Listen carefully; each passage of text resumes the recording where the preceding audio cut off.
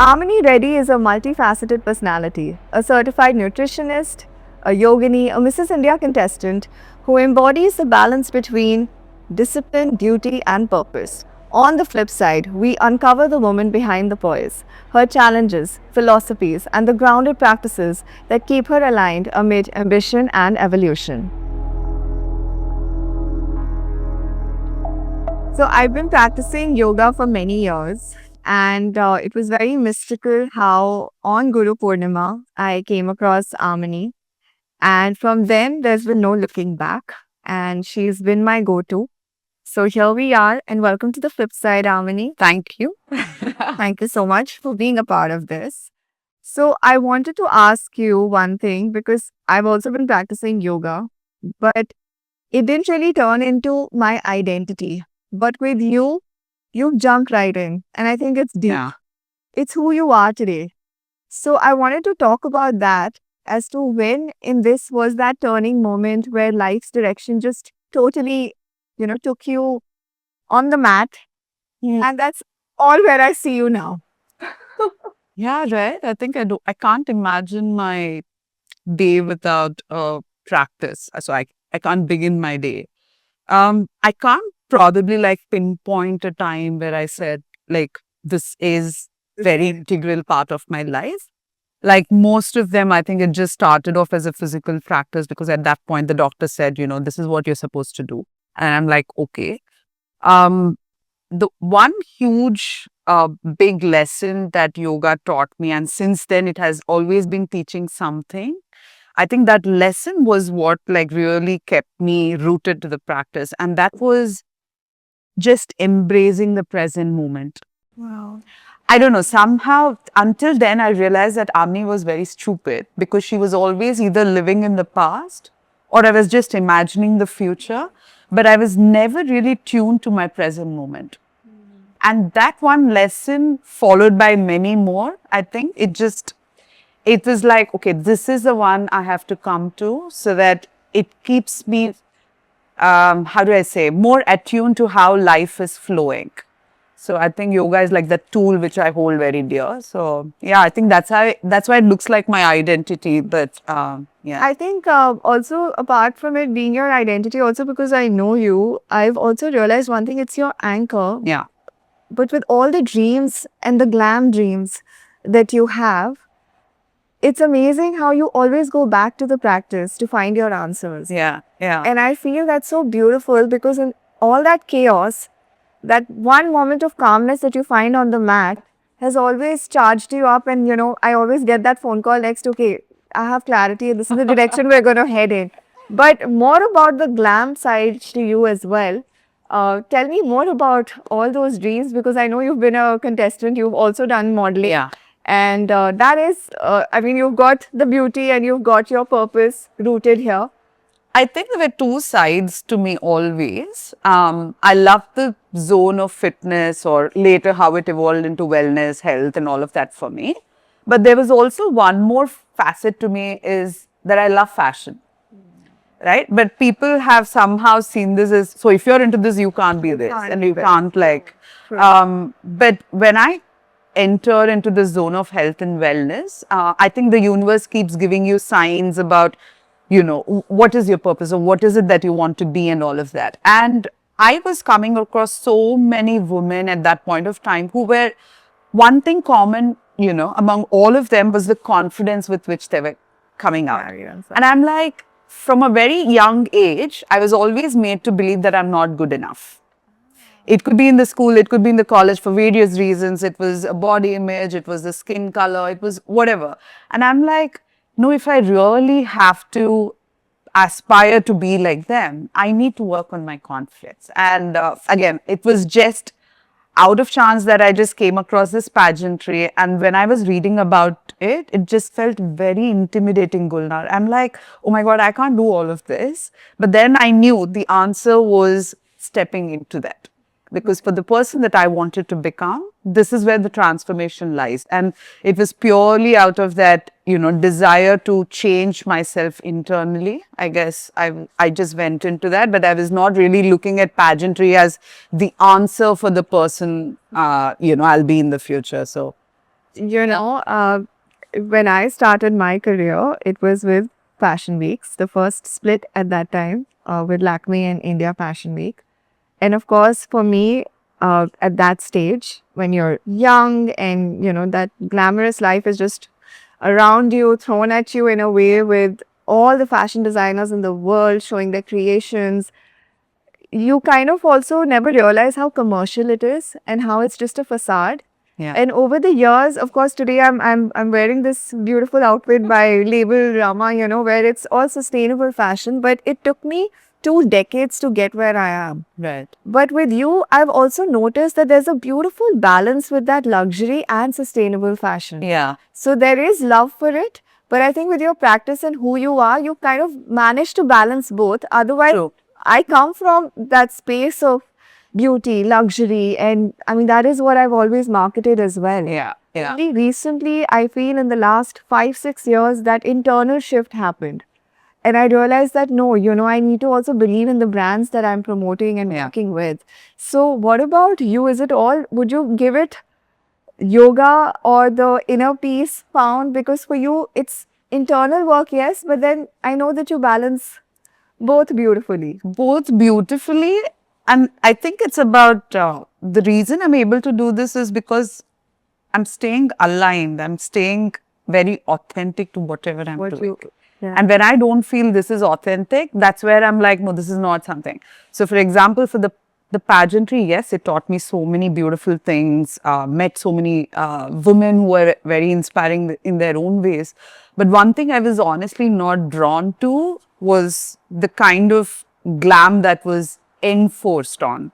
And that is something I was not connected to. And I'm like, no, but I don't think fashion has to be this way. You don't have to wear the heels to look beautiful. You don't have to. carry But I that think bag. we're just. But I think that's how the system was, and it's like, you know, you have to play the game according to the rules. Yeah. And then I'm like, okay, let me create my own game then. So I'm just going to wear what I am comfortable in. That could be at times just the cotton wear, organic stuff. Sometimes I really want to get dressed up and all of that. So I'm just trying to be as authentic as I can. And yeah, that kind of fits the picture. But do you think that'll work? It doesn't matter. I don't know what works, what doesn't work. It's always about, when I wrote my goals for 2025, the first thing that I wrote for myself is peace over anything and everything. Everything. I don't know what validation, I'm not seeking validation from anybody. I am just like, this is what I like to do, so I'm going to do it. So the effort is becoming a lot more. The minute my thing goes, the thinking goes in the direction of, is this going to work? Is this not going to work? Is this somewhere? I realize that It's not. the work just becomes like a hassle at that point. And I'm like, Are you coming from a space of a lot of awareness in conscious living? But do you know how many girls out there, how many women out there are Yeah. so badly stuck up and they're sucked into that world of they have to put up that show. And sometimes I feel bad because, you know, all of us, I know with certain groups and circles, we do carry that luxury handbag. And with certain groups who probably trust and know that, okay, you know, she could be carrying that, she could be wearing that, but she has this spiritual, beautiful side to her where she knows she's going to be living that conscious life. So I don't know how women like us would probably, you know, talk to the younger generation who could be stuck in those situations, or women of our age as well who know and could be conscious but can't do it. So I don't know how through our spiritual practices and yoga for you, do you have any such clients that walk in and you know that, okay, you know, she here truly is for working on that mind, body, spirit, or is it just because she has to also do it as a fad? Because you know, today fitness has also become that. yeah. So how do you work that out? I don't. I'm like, unfortunately, I don't try to preach. Okay. I don't try to preach anything to anyone, especially when it comes to yoga. Most of them, 99% of them seek yoga because their doctor has asked them to do this thing.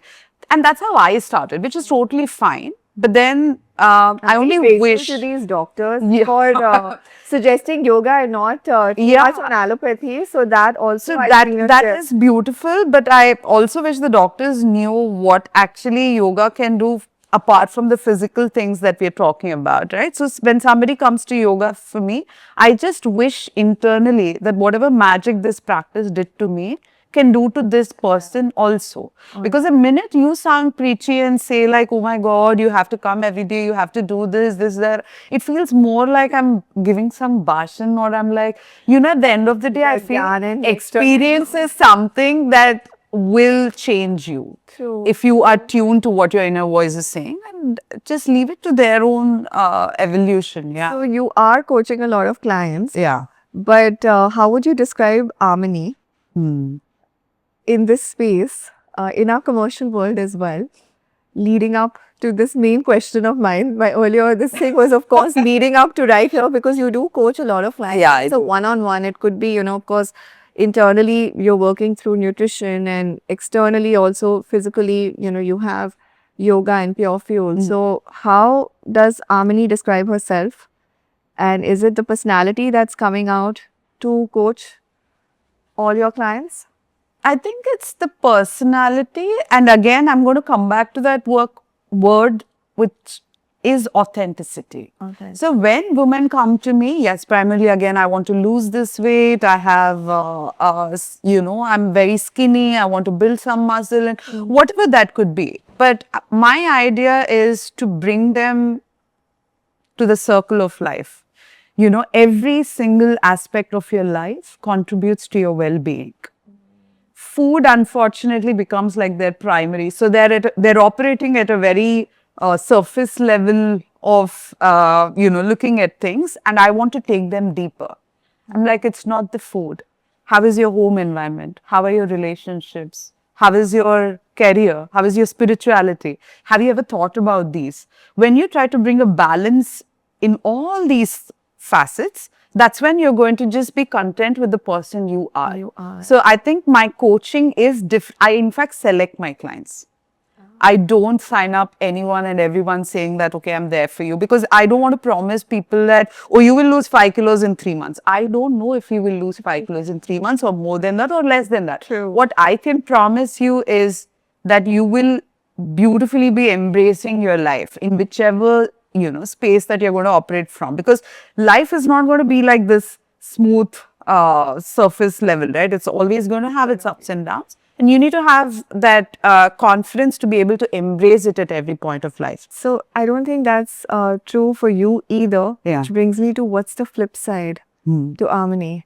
Of course, this poise, this balance, and you have to extract so much of you. And I know that in most of my spiritual practices also over the years, there are times when I've had a very hard day. I'm going through many challenges of my own, which, the person sitting in front of me, and that is exactly what my Nichiren Daishonin's Buddhism taught me, that no, you cherish the individual in front of you. That's what our sensei always said. And you give every ounce of you to motivate and inspire that person despite your challenges. But what is the flip side to Amini in these situations beyond that poise and balance? I think it's very much relatable to what many women go through. Even I have my fears. I have my inhibitions, my limitations day in and day out. It's not like I wake up and I'm like, oh my God, today is going to be like that. No, but I think what's kind of helping me keep going in this is I'm a very disciplined person, Gulnaaz. Like I need to know what I'm doing in a day, and I just follow it. I don't let my mind come into the picture and say, ki, okay, is this of any use? What are you going to do today? You can just, take it easy and all. I'm like, no. If this is something that has to be done, it has to be done, because the mind will always chatter. And it has never done any good to me with that chatter. So I'm like, ye karna hai, let me just do it. So I think there's the flip side. Yes, I am also like any other person. I work my way through, because, and also I think it's, as you said, it's like being grounded in your faith. I think that faith is what will give you that energy for your doing, and touch wood. Yeah, going. Yeah, it's working. It's working. So for me, you're always been this very confident, balanced, and like I mentioned, that poise and balance is there. When it's off, you and I will have our days and moments where we will sit on the couch and just download. But what is the one misconception you feel What is it that people think about you that they've got completely wrong? That I am confident. Actually, I love it. I don't know why I come across as a confident girl because for a very long time, Gulnar, I was the most underconfident girl in a room. I didn't even make my first friend until I was in grade 4 or grade 5 because I always felt like, oh no, I don't know how to talk. I don't know how to be. But I always used to admire other girls. I'm like, oh my gosh, she's so good looking. She's so, and I was never made to believe like, so today when people come and tell me that you seem so confident and I'm like, but this is something I don't associate with. I think I worked on my confidence and I walk the talk. So I think that's where the confidence is really shining. But I know deep inside that no, this is not something that comes naturally. You know, you just reminded me of my school days. So I was a very shy kid. Yeah. Very shy, very soft spoken. In fact, in a lot of meetings later on when I started practicing as well, and I would go on any stage, when we have in B school or in college or giving presentations, I kid you not, only the first row could hear me. Only the first row could hear me. I can. The backbenchers would probably be making fun of me. That, Yeah. all right, here she is, but we can't hear you. And I would always get those sign languages. Yeah. And over the years, I realized that it's actually purely just practice. And I feel practice makes you confident. So I worked so hard in trying to increase my volume. And I think with every passing year in the last 2 decades, I've managed to reach the second row, the third row. Yeah. And now up till the 10th row, I've gained my confidence through practice. Yeah. So I love how you've also kind of discovered that. But which leads me to how would you define your success today versus what when you started? Those small wins that, we kind of just Yeah. totally ignore. But for me, I guess maybe because it was so calculated and I love my numbers. Yeah. So for me, it was like, okay, I reached row 2, 3, Yeah. 4 and moving on. But I think what about success, you? the parents taught that, you need to be like really well educated, you need to get like this job, earn this much, or whatever that is. And even I think in this phase of self-discovery, when I got started, it was all about like, okay, I have to get this, I have to do this, that and all. But today, it's just changed everything after becoming an entrepreneur, I guess. It's more about what am I learning every day? Have I progressed compared to yesterday? And that is successful. Are you better than what you were yesterday? So I'm like, success is like, I think again, like my teacher says, it's just peacefully progressing in life. That peace is important and progression is important. So I think, You're my evolved soul. He was calling on peace so much because Yeah. it is true. And I think only with your journey of, and how you've driven ambition and evolution for you today to sit and say that, no, I have to do it peacefully. I didn't have to get into the rat race because earlier, if you remember, for all of us, I think our generation in particular, we had a very clear roadmap. You got to graduate, you got to build your foundation very strongly in education. And thereafter, you do your job to gain that experience. Post that, I feel most of our parents in our generation kind of just gave up. We let them follow their dreams because all of us were choosing, very different avenues from what they had envisioned. So now I'm going to basically come up with my rapid fire. All right. Mind or body? mind, Mind. All right. Cheat meal or cheat day? neither. You never cheat. You're too disciplined. I don't know. You want to what cheat discipline. I meal can't is. get over how I you never eat food from outside. I mean, you'd want to try out different things in cafes, restaurants, and Jesus, you are too disciplined. Always home food. All right. One wellness rule that you swear by. Wellness rule that I swear by, just live in the present. That is your wellness. If you are able to master that, you're Sorted. Okay. One thing that you no longer tolerate. I know many that you don't tolerate, but I also want to know. many. I think I can't tolerate fakeness in any way. Yeah, so that's something which I'm a person of energy, and I somehow sense that okay, so this is not somewhere I can really gel into. So that is, Energies don't lie. energy stuff. Yeah. The flip side of being a yogini is Being a yogini, no, there's no flip side, honestly. But I think being a yoga teacher right now is something I have to compromise on my early morning practice now, which is something I'm not, I'm not very keen on, but I know that this is a higher purpose that I have. So, no, but I absolutely don't think there's a flip side to Right. being a yogini, no. All right. Yeah. To all the pageants out there, because you've tried and explored that space Yeah. as well. What's the flip side to all of that? You have to stick to the rules of the game. You like it, you don't like it, you have to. So only when you're prepared to do that, step into it. Step into it. One word that describes the flip side to you. Flip side to me, introverted. I'm actually quite an introvert. Doesn't appear like that, but I am. If you leave me, I'm just happy to go to my house, be in my pajamas, talk to my daughter, and just do my thing. That's it. That's your unwind too. Yeah, because. All right. Perfect. Thank you so much. You, listeners, even past this. Yeah. Yeah, thank you.